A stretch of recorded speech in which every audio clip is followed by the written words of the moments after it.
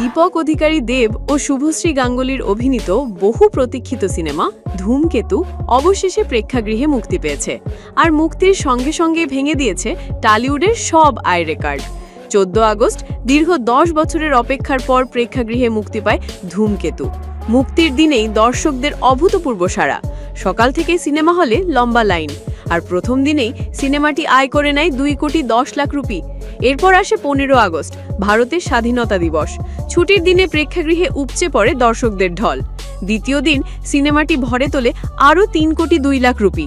মাত্র 2 দিনেই ধূমকেতু হয়ে উঠেছে টলিউডের সবচেয়ে বেশি আয় করা সিনেমা। এই সাফল্যের নির্মাতা রানা সরকার, পরিচালক কৌশিক গাঙ্গুলি এবং পুরো টিম দর্শকদের প্রতি কৃতজ্ঞতা প্রকাশ করেছেন।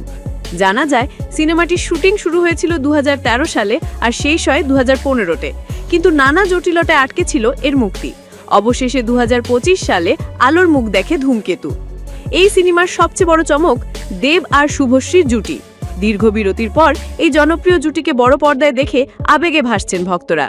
কৌশিক গাঙ্গুলির নির্মাণে ধূমকেতু শুধুই বাণিজ্যিক নয়, বরং হৃদয় ছুঁয়ে যাওয়া একটি গল্পের বহিঃপ্রকাশ। ধূমকেতুর এই অভাবনীয় সাফল্য প্রমাণ করে ভালো কন্টেন্ট, শক্তিশালী অভিনয় আর সময় মতো মুক্তি পেলে বাংলা সিনেমা এখনও দিতে পারে চমক। আপনি কি ধূমকেতু দেখে ফেলেছেন? কেমন লাগলো দেব শুভশ্রীর কামব্যাক? নিচে কমেন্টে জানান আপনার মতামত।